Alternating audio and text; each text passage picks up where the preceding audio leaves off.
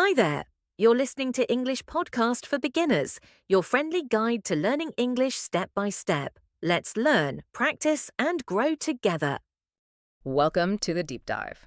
So if you're learning English, or really any language, you've probably felt this, right? This really frustrating point. You can read, you get movies, but then you try to speak, and there's this lag, like a Yeah. delay. You know the words are in there somewhere, but your brain insists on thinking in your native language first. Yeah, that mental translation thing. If it's slowing you down, well, this deep dive is definitely for you.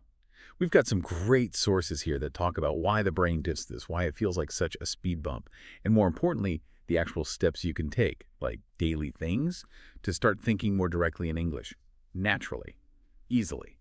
Okay, let's unpack this. Yeah, it's such a common hurdle, and an important one. Feeling stuck in that translation phase, it's actually a sign you've learned a lot already. It's a normal stage, really, but, it is a stage.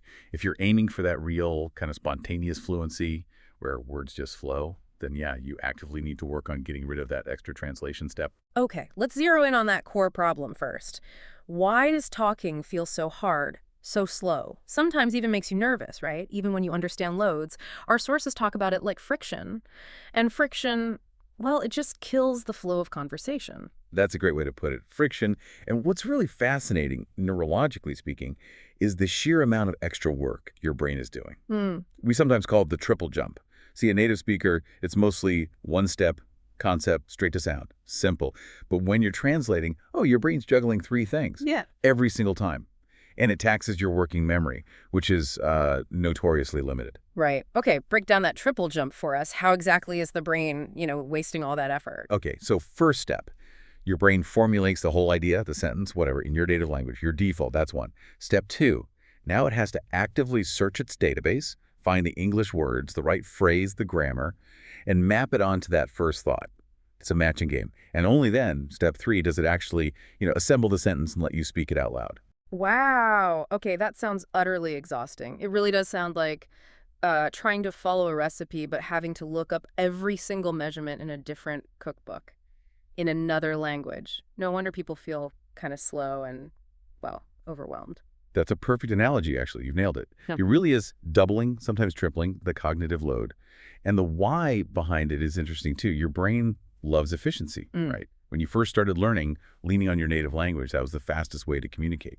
So it built this pathway, this habit that used your first language like a safety net, but for fluency.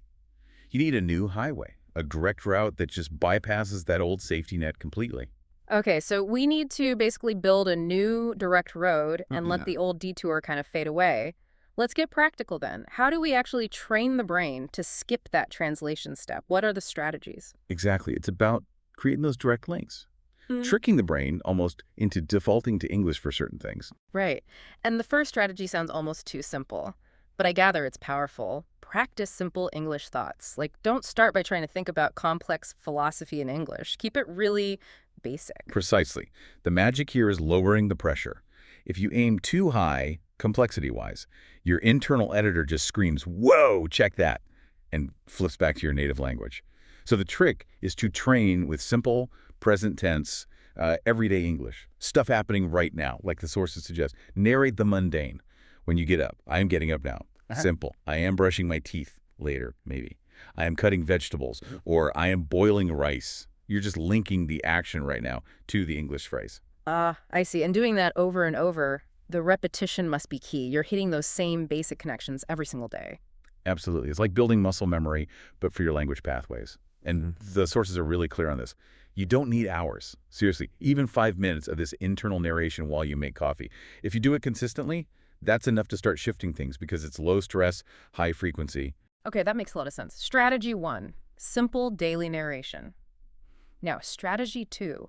This is where it gets really interesting, neurologically speaking. Connecting English words directly to images, not to the translation word. This feels like the big shortcut around that whole triple jump thing. It absolutely is. It's the most powerful bypass technique, I think. Think about it. You hear apple. If your brain instantly flashes the word for apple in your language, you're using that language part of your brain twice. Once for English, once for native. Slows you down. But if you hear apple and you immediately see like a picture in your head, the red fruit, maybe the crunch, You've skipped the language middleman. It's a direct link. English sound to meaning, to the actual concept. That's how kids learn their first language, right? It's instant. The native language isn't even involved. Okay, yeah, that makes total sense for concrete things like apple or chair.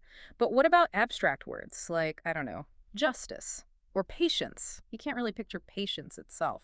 That's a great question. A crucial one, actually. It shows this needs to go beyond just nouns. For abstract concepts, you don't visualize the word. You visualize scenarios or maybe related feelings. So for patience, maybe you picture someone waiting calmly in a really long queue, or perhaps a dripping tap, something slow.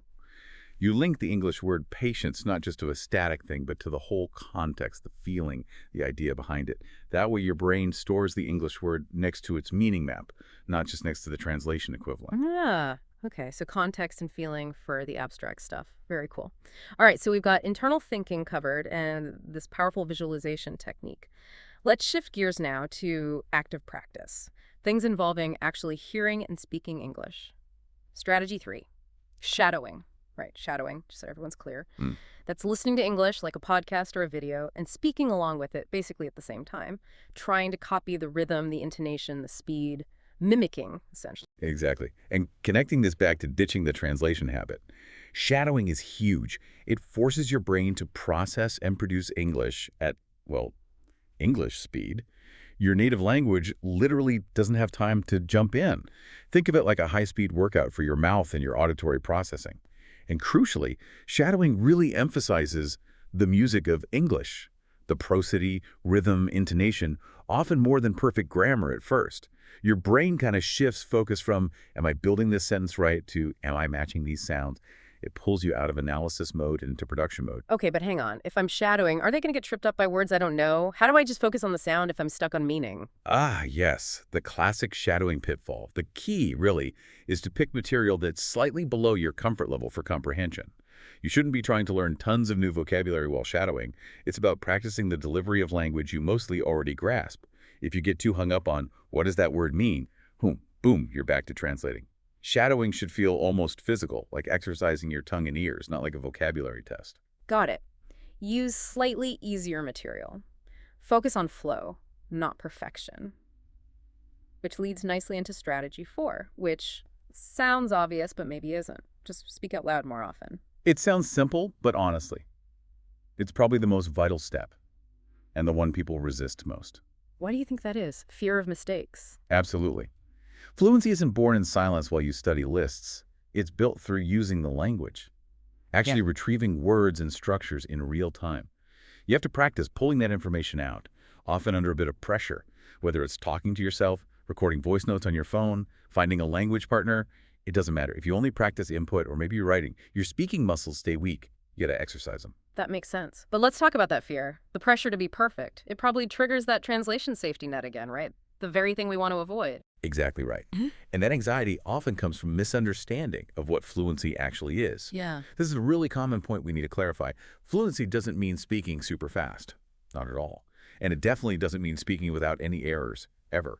Real fluency, it's about speaking naturally, clearly enough that your ideas get across effectively. It's about connection. We really need to normalize hesitation. Think about it. Native speakers pause all the time. We use fillers, because we're searching for the right word or phrasing too. It's human. Allowing yourself those natural pauses actually removes that immense pressure to be some kind of perfect speaking machine. And ironically, it makes your English sound more natural, more human. That's such a powerful perspective shift. Aim for authentic communication, not robotic perfection. I like that. Precisely.